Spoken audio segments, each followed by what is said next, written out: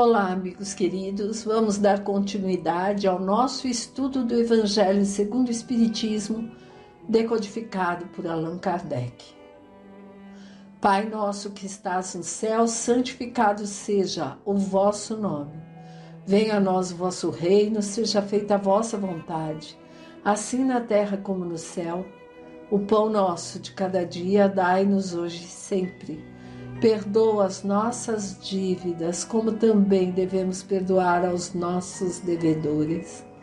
Não nos deixe, Pai, que caiamos em tentações e livra-nos de todo mal, que assim seja com a graça de Deus. Nós estamos no capítulo 10 do Evangelho segundo o Espiritismo, né? Estamos ali aprendendo o perdão das ofensas. Bem-aventurados os que são misericordiosos. Hoje daremos início às instruções dos Espíritos referente a esse texto. Então, vamos à leitura. O perdão das ofensas, Simeão Bordeaux, 1862. Quantas vezes perdoarei ao meu irmão? Deveis perdoar-lhe não 7 vezes, mas sim 70 vezes 7 vezes. Eis um dos ensinamentos de Jesus que mais deve marcar vossa inteligência e falar mais diretamente ao vosso coração. Comparai estas palavras de misericórdia com a prece tão simples, tão resumida e tão elevada no seu alcance, Pai Nosso, que Jesus ensinou aos seus discípulos, e encontrareis sempre o mesmo pensamento. Jesus, o justo por excelência, responde a Pedro: Tu perdoarás, mas sem limites. Perdoarás ainda que a ofensa te seja feita muitas vezes. Ensinarás a teus irmãos o esquecimento de si mesmos, que os torna invulneráveis a agressões, aos maus procedimentos e às injúrias. Serás doce e humilde de coração, nunca medindo tua mansidão e brandura. Farás, enfim, o que desejas que o Pai Celestial faça por ti. Não tem Ele te perdoado sempre? Acaso conta as inúmeras vezes em que seu perdão vem apagar as tuas faltas? Prestai atenção à resposta de Jesus e, como Pedro, aplicai-a em vós mesmos. Perdoai, usai de indulgência, sede caridosos, generosos, isto é, pródigos no vosso amor. Dai, e o Senhor vos retribuirá. Perdoai, e o Senhor vos perdoará. Abaixai-vos, e o Senhor vos reerguerá. Humilhai-vos, e o Senhor vos fará sentar à sua direita. Ide, meus bens amados, estudai, comentai estas palavras que vos dirijo da parte daquele que do alto dos esplendores celestes sempre cuida de vós e continua com amor a tarefa ingrata que começou há 18 séculos. Perdoai, portanto, aos vossos irmãos como tendes necessidade de seres perdoados. E se seus atos vos prejudicarem pessoalmente, é mais motivo para serdes indulgentes, porque o mérito do perdão é proporcional à gravidade do mal cometido. Além de tudo, nenhum merecimento teríeis se não perdoasseis sinceramente aos vossos irmãos as pequenas ofensas que vos façam. Espíritas, nunca vos esqueçais que nas palavras, bem como nas ações, o perdão das injúrias não deve ser uma palavra vazia e inútil. Se vos dizeis espíritas, sede-o de fato. Esquecei o mal que vos foi feito e pensai apenas em uma coisa, no bem que podeis fazer. Aquele que entrou neste caminho não deve nem mesmo em pensamento desviar-se dele, porque sois responsáveis pelo que pensais, e Deus vos conhece. Fazei, portanto, com que eles sejam desprovidos de qualquer sentimento de rancor. Deus sabe o que se passa no coração de cada um dos seus filhos. Feliz, portanto, daquele que pode a cada noite dizer ao deitar-se: nada tenho contra o meu próximo. Bem, essa foi a mensagem de Simeão, Bordeaux, 1862. Foi quando ele nos trouxe essa mensagem. Então, por isso que ele coloca numa parte, né, que no século ali 18 ainda havia ingratidão, né? Continua com amor a tarefa ingrata que começou há 18 séculos. Jesus, ele continua sempre buscando que aprendamos. E lá no finzinho, né, ele fala com os espíritas. Mas o que nós devemos fazer? Todos nós, não só os espíritas, devemos cuidar dos nossos pensamentos, vigiar, orar, pois se temos pensamentos difíceis, Deus o conhece. Deus sabe dos nossos pensamentos. Então, quando vigiamos, procuramos parar de pensar nas coisas ruins e vamos ficando mais leve, com menos pensamentos difíceis, menos sentimentos de rancor, de mágoa, de raiva. E aí vamos nos melhorando, não é isso? Ainda sobre o perdão das ofensas, temos agora uma mensagem de Paulo, apóstolo, lá em 1861.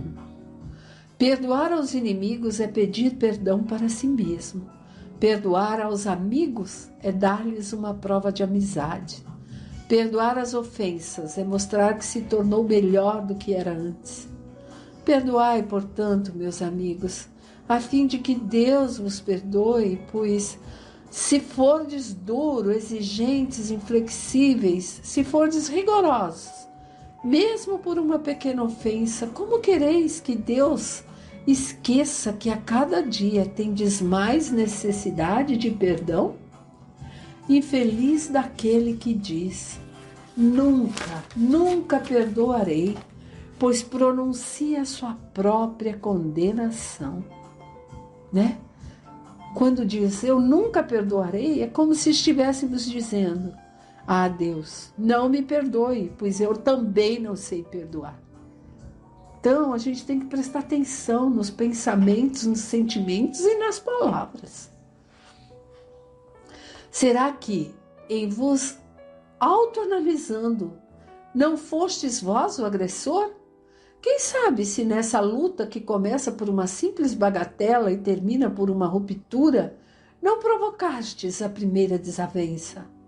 Se uma palavra ofensiva não escapou de vós, se usaste de toda a moderação necessária, sem dúvida vosso adversário errou em se mostrar tão melindroso, mas isto é uma razão a mais para ser desindulgentes e não para fazer por merecer a censura que vos foi endereçada. Admitamos que fostes realmente ofendido numa certa situação. Quem garante que não envenenastes a situação por vinganças e que não transformastes em disputa séria o que poderia ter caído facilmente no esquecimento? Se depender de vós impedir as consequências e não o fizerdes, sereis sem dúvida culpado. Admitamos, enfim, que não tendes absolutamente nenhuma censura a vos fazer. Nesse caso, quanto mais clemente fordes, maior será o vosso mérito. Mas há duas maneiras bem diferentes de perdoar: o perdão dos lábios e o do coração. Muitas pessoas dizem a respeito de seus adversários: eu lhe perdoo, enquanto interiormente experimentam um secreto prazer pelo mal que lhes acontece, dizendo a si mesmos que eles bem o merecem. Quantos dizem, eu perdoo e acrescentam, mas nunca me reconciliarei. Não quero vê-lo pelo resto de minha vida. Esse é o perdão segundo o Evangelho? Não. O verdadeiro perdão, o perdão daquele que crê, lança um véu sobre o passado, ou seja, lança o esquecimento sobre o que aconteceu. E o único que vos será cobrado, pois Deus não se satisfaz com a aparência, sonda ao fundo dos corações e os mais secretos pensamentos, não aceitando apenas palavras e simples fingimentos. O esquecimento total e completo das ofensas é próprio das grandes almas. O rancor é sempre um sinal de baixeza e inferioridade. Não vos esqueçais de que o verdadeiro perdão se reconhece mais pelos atos do que pelas palavras. Então, minha gente, olha como temos que aprender. Temos que aprender a realmente esquecer do fundo do coração. E não dizer assim, eu estou perdoando, mas eu nunca vou querer me reconciliar. Não é isso. Isso não é o perdão. E nós vimos aqui no finzinho dessa passagem que Deus nos conhece e sabe de tudo sobre nós, do que se passa em nosso coração. Sabe dos nossos pensamentos, das nossas dificuldades. Por isso Deus é tão indulgente conosco. E por isso é importante que saibamos não perdoar só da boca para fora, mas perdoar de coração. Lembram lá do começo do capítulo? Que o perdão é uma liberdade que damos a nós mesmos. Em primeiro lugar, somos nós que escapulimos das algemas que criamos com os rancores. Então vamos lá? Vamos tentar? A indulgência. Joseph Espírito Protetor, Bordeaux, 1863.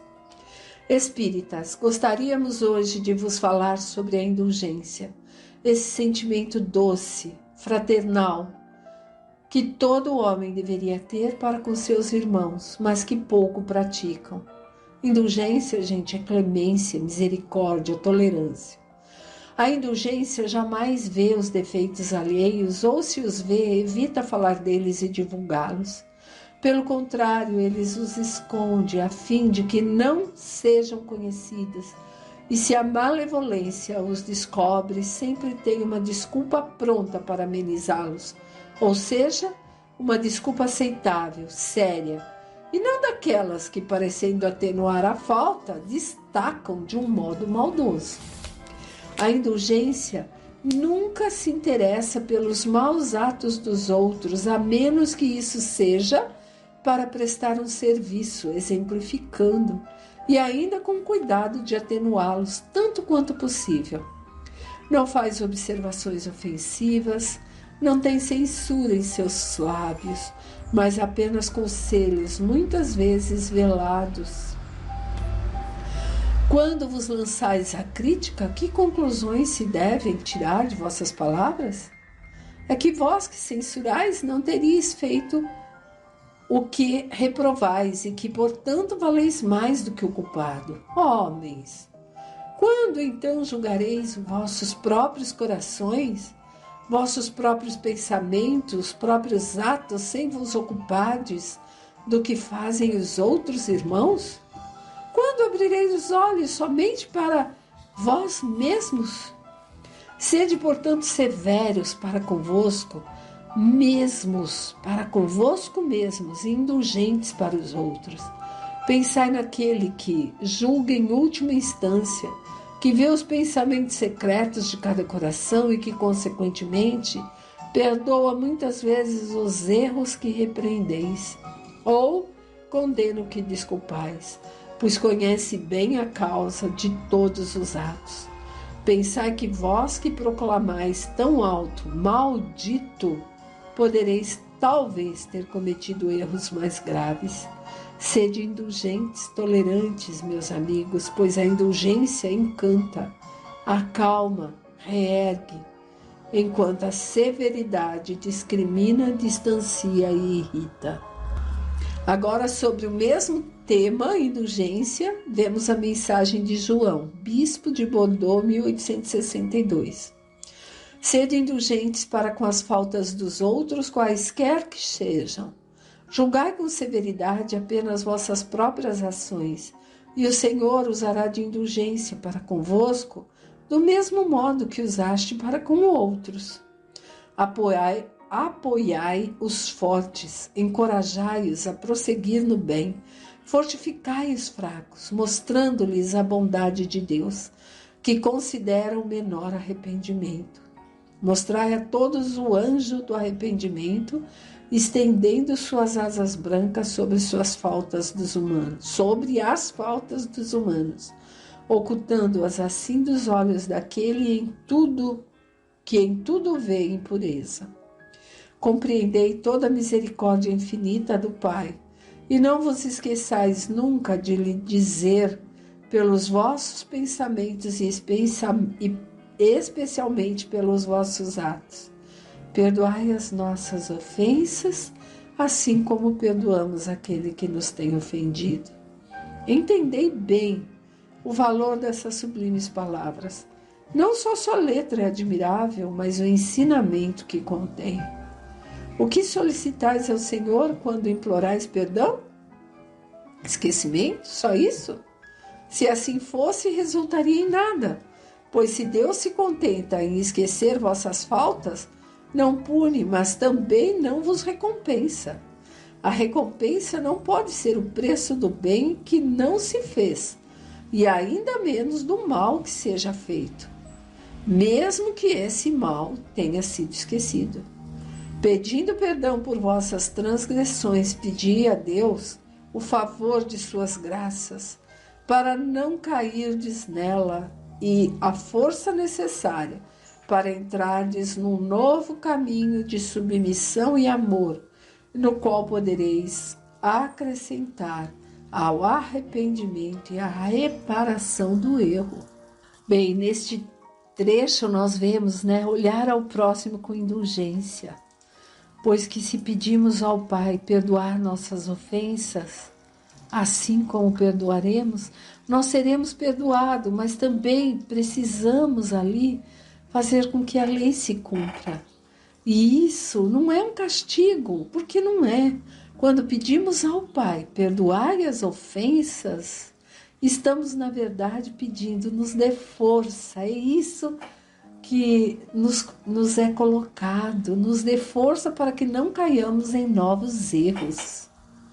Aí nós temos mais um item sobre indulgência de Delfret Bispe de Neves Bordeaux, onde ele nos mostra que nós temos que ser caridosos aos nossos irmãos.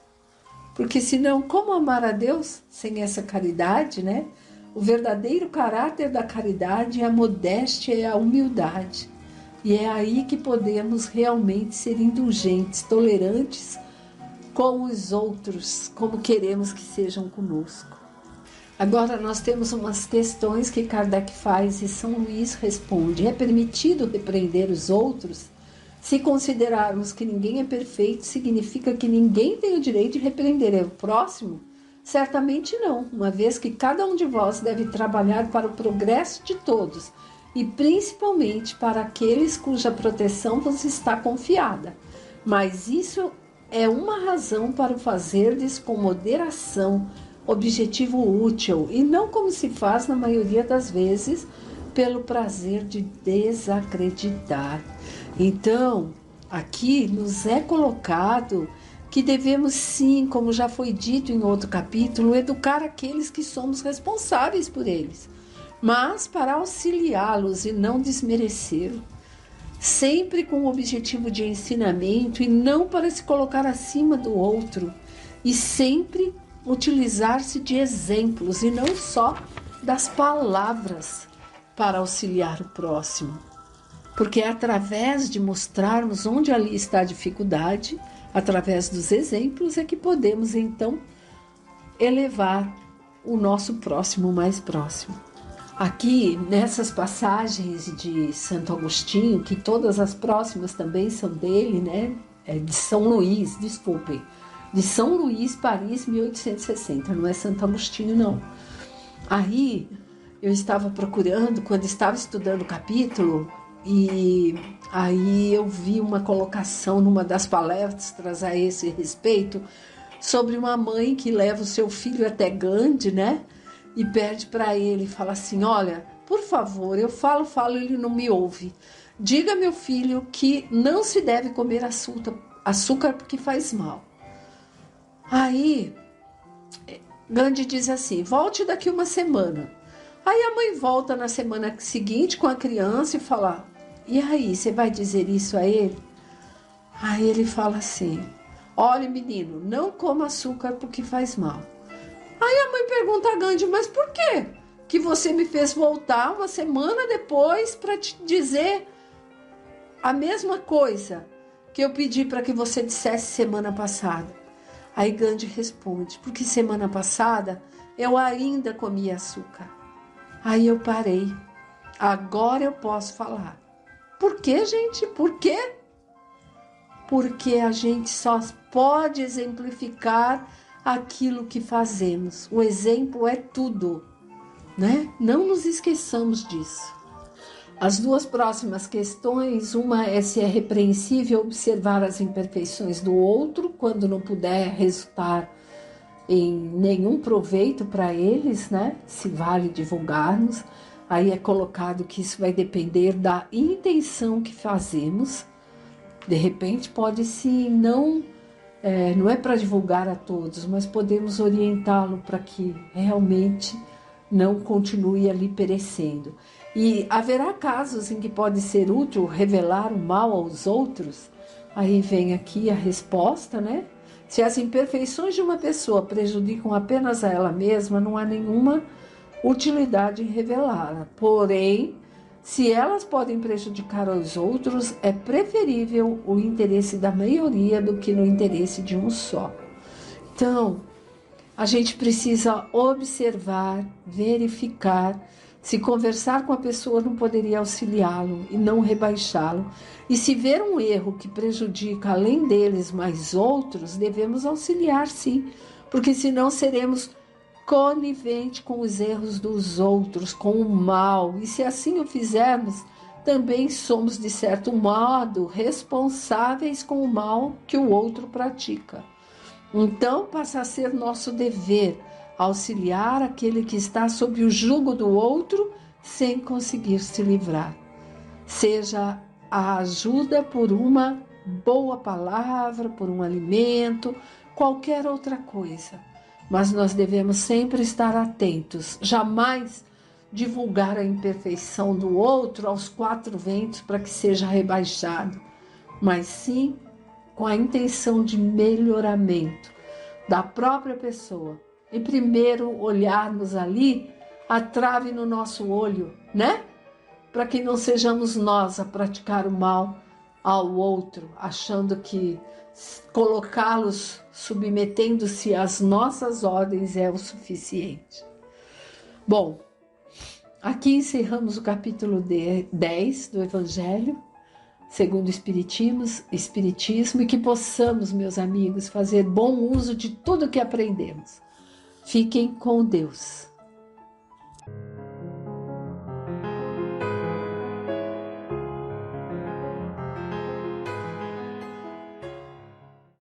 Esperando que todos estejam com o coração sintonizado com o do Cristo. Vamos dar continuidade à leitura do livro O Consolador, pelo Espírito Emmanuel, psicografado por Francisco Cândido Xavier. Nós estamos lendo a segunda parte e vamos para o item trabalho, onde Emmanuel nos apresenta a seguinte questão, 225. Como entender a salvação da alma e como consegui-la? Dentro das claridades espirituais que o Consolador vem espalhando nos bastidores religiosos e filosóficos do mundo, temos de traduzir o conceito de salvação por iluminação de si mesma, a caminho das mais elevadas aquisições e realizações no infinito. Considerando esse aspecto real do problema de salvação da alma, somos compelidos a reconhecer que, se a providência divina movimentou todos os recursos indispensáveis ao progresso material do homem físico na Terra, o Evangelho de Jesus é a dádiva suprema do céu para a redenção do homem espiritual em marcha para o amor e sabedoria universais. Jesus é o modelo supremo. O Evangelho é o roteiro para a ascensão de todos os espíritos em luta, o aprendizado na Terra para os planos superiores do ilimitado. De sua aplicação, decorre a luz do Espírito. No turbilhão das tarefas de cada dia, lembrai a afirmativa do Senhor: Eu sou o caminho, a verdade e a vida. Se vos cercam as tentações de autoridade e poder, de fortuna e inteligência, recordai ainda as suas palavras: Ninguém pode ir ao Pai senão por mim. E se vos sentis tocados pelo sopro frio da adversidade e da dor, se estais sobrecarregados de trabalhos no mundo, buscai ouvi-lo sempre no imo da alma. Quem deseja encontrar o reino de Deus, tome a sua cruz e siga os meus passos. Vejam, queridos companheiros, que Emmanuel nos elucida que para salvarmos a nossa alma devemos iluminá-la e que para isso devemos seguir a Jesus através do Evangelho, que é o roteiro para a ascensão de todos nós que somos espíritos em luta, como diz aqui. Jesus é um modelo supremo e, para chegarmos a Jesus, precisamos aprender a servir. Pergunta 226. Os guias espirituais têm uma parte ativa na tarefa de nossa iluminação pessoal?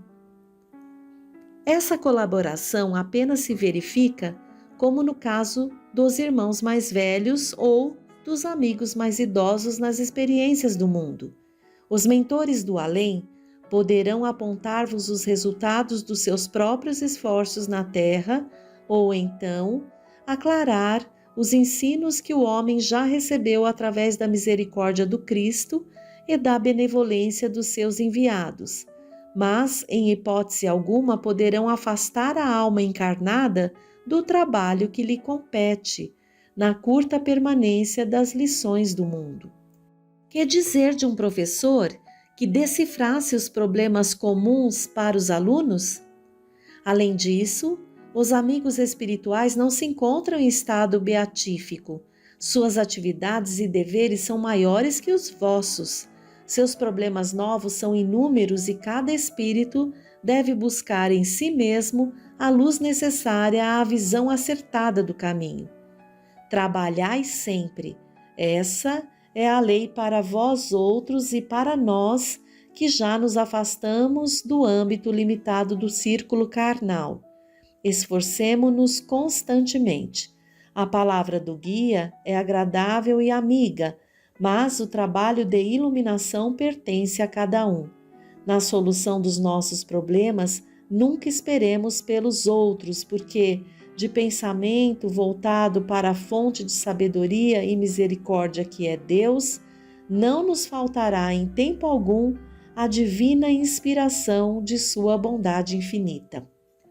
Outra resposta incrível para a nossa reflexão: sabemos que temos ali o amparo da espiritualidade amiga, como diz aqui, mas não farão por nós.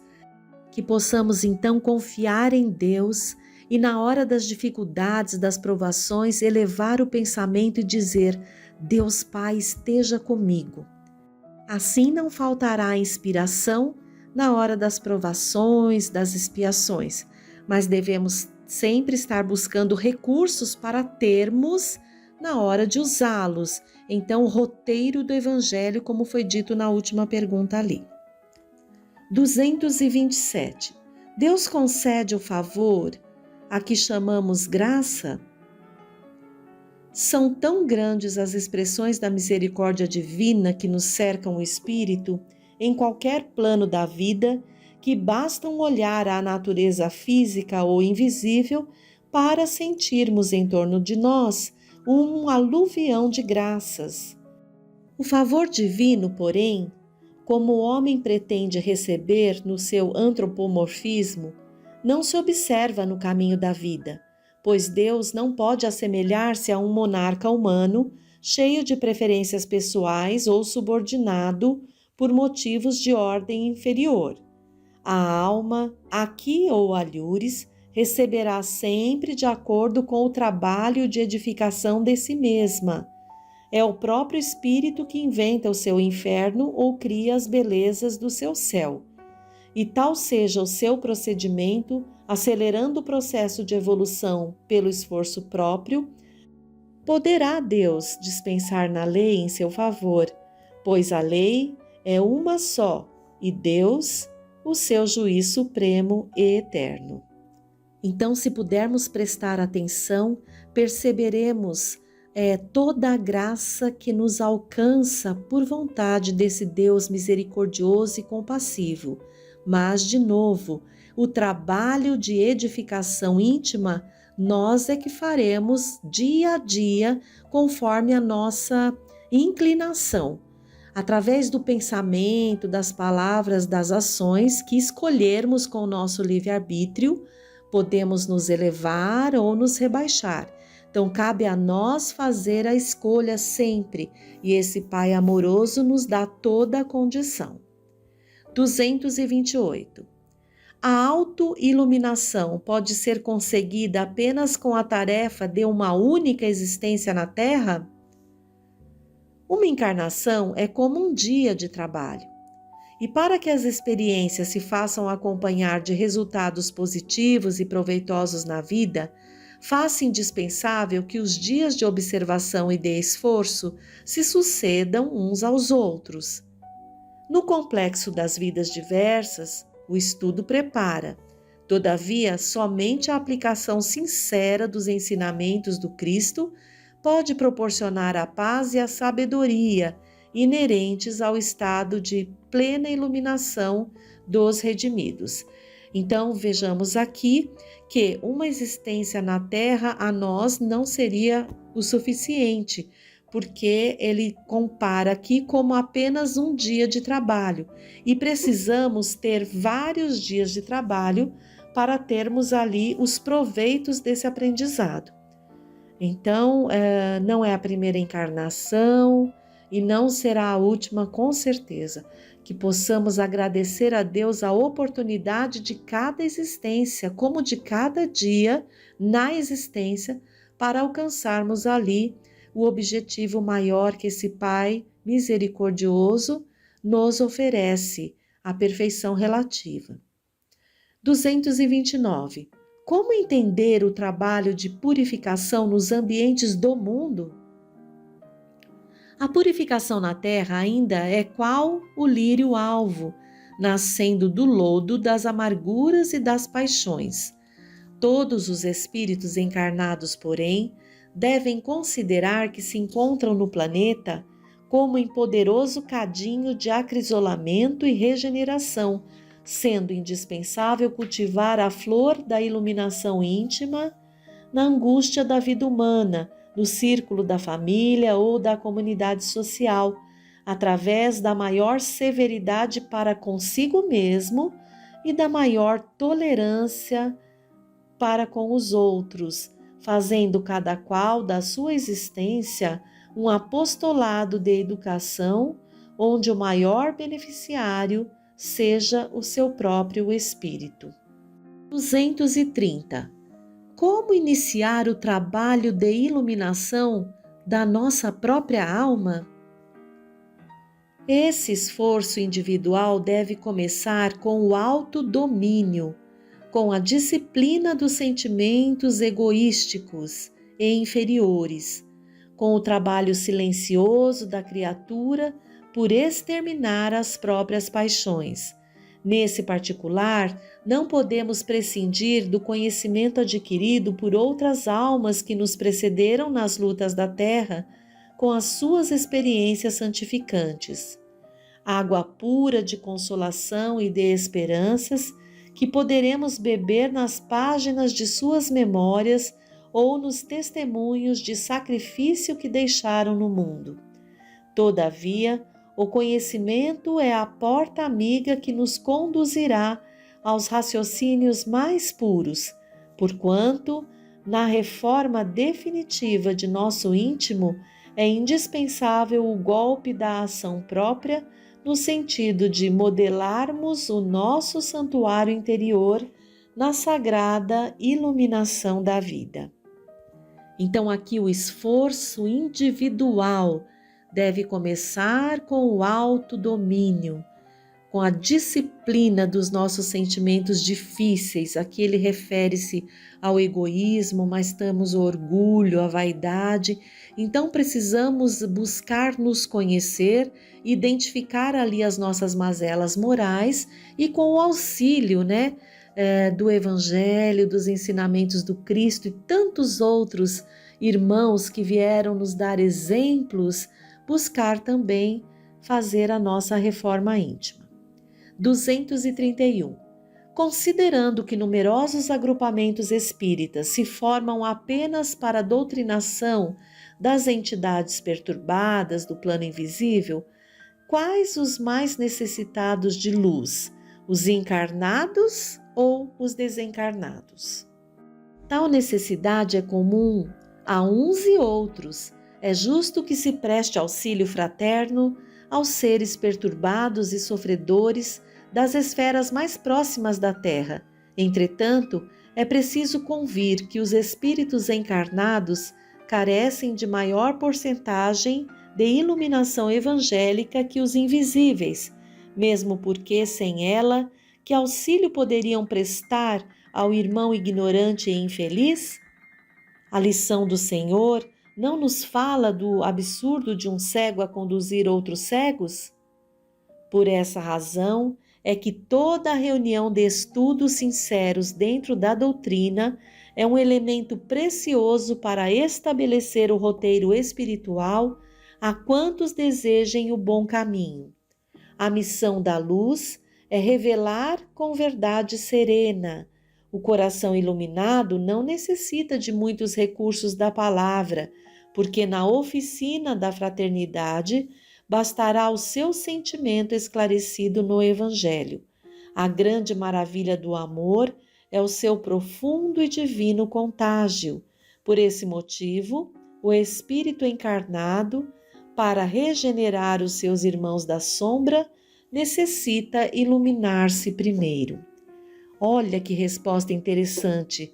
Temos a nossa casa, o Centro Espírita Casa de Fabiano, esse frei amoroso que nos reuniu a todos para relembrarmos os ensinamentos do Cristo, para estudarmos através das obras básicas de Allan Kardec e termos ali as condições de nos auxiliar intimamente na reforma, ali no combate às nossas mazelas morais e também acolher a esses irmãos desencarnados que vêm à nossa casa, como ocorre quando participamos ali das sessões.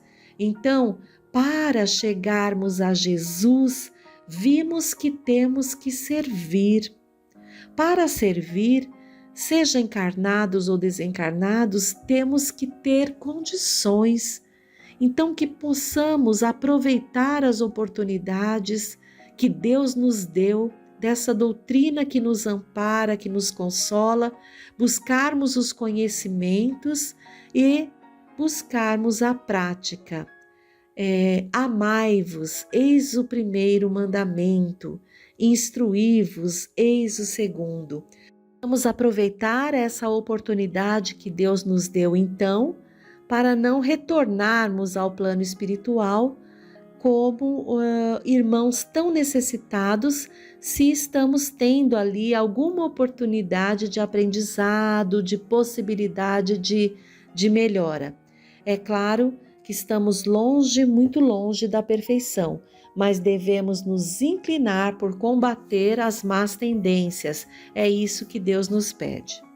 E do livro Florações Evangélicas, pelo Espírito Joana de Ângeles, psicografado por Divaldo Pereira Franco, vamos pegar ali o capítulo 52, Respostas Indiretas. Rogavas ainda ontem saúde para o corpo alquebrado e constatavas a presença da enfermidade. Confiavas ainda ontem que o problema moral fosse suavizado ante o auxílio que aguardavas do céu e o defrontas a martirizar o coração.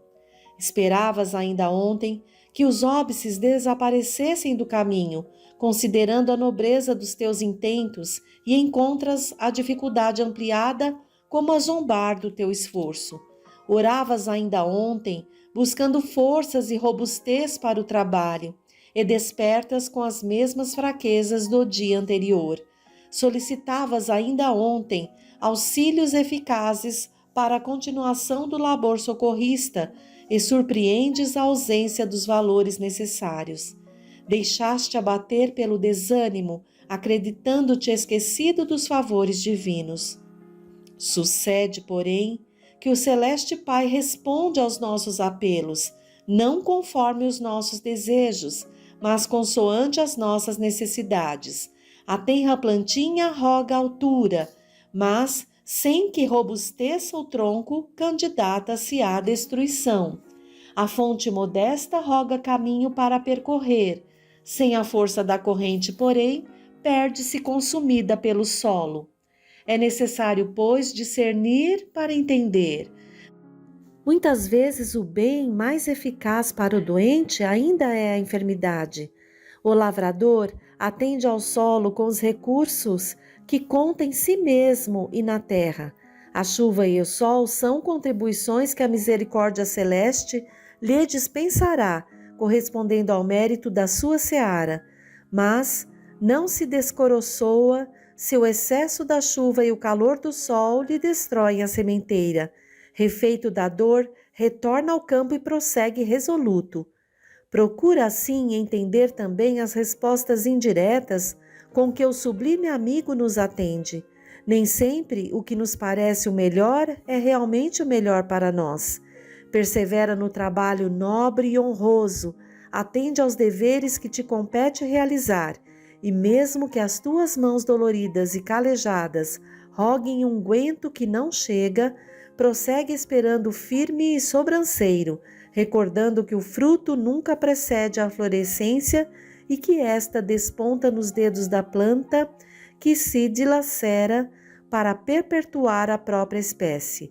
Deixa-te chagar e, coroado com suor, o sangue e as lágrimas do teu esforço, as flores da esperança no céu corresponderão às tuas ansiedades com os frutos da paz e da felicidade.